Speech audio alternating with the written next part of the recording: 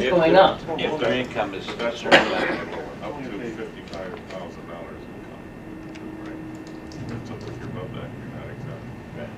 There's an income. I think the freeze is based on income. I'm not sure about the exemption. It's ownership too, owner knows. Well, those are gonna be ownership, right?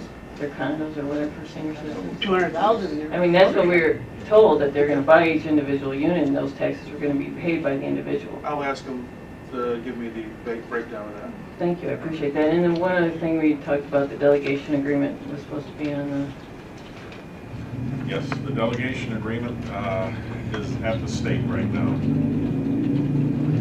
At the state's attorney, the state. State. It's in their hands to come back to us with the approval. Thank you, Mr. Chairman. Back to this resolution on the agreement for economic life. Is this identical to the one we had before? Stan, I'm giving you the one before. This is the original one. Okay, that's what I'm sure. Thank you. Ms. Bernard? Thank you, Mr. Chairman. Just a couple of things. First, I wanted to follow up with the senior citizen housing.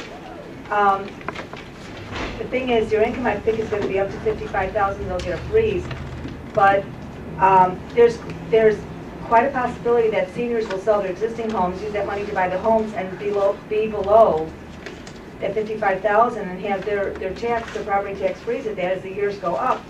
The other thing is that I'm just really concerned about the precedent we're setting when we're using money or using incentives that are supposed to be used to assist blighted areas, to rejuvenate them, to create primary jobs for a gated community. I think that we're starting to almost abuse these laws. We're abusing these programs, number one. Number two, on the delegation agreement. I'm concerned because things have been stalling. We've been 15 months now in limbo without a delegation agreement. And I took it, I took the liberty of calling the state to find out what's going on. And in speaking with someone at the EPA, we're kind of, sitting here in a dead man's zone because number one, the county has never sent in their formal resolution that was passed here a few months ago. And number two, some of the provisions that the county put in the resolution, including indemnification and having the county opt out on permitted sites, those are not going to fly. Those are not going to fly. And I'm curious as to why the county has never actually sent in officially sent in the resolution that was passed here. And this is dragging out. And in the meantime, it's the public health and safety that's suffering.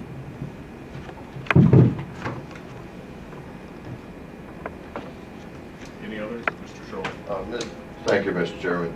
I believe at the last meeting, wasn't there a request to see if we could have the state's attorney explain the position of the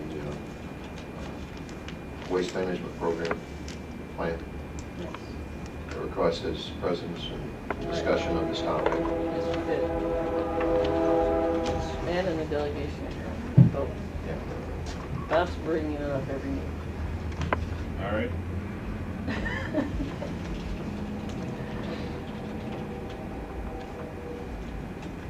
I know it's difficult to get a hold of. You're supposed to be at one of our meetings too, so he has obligations, I guess.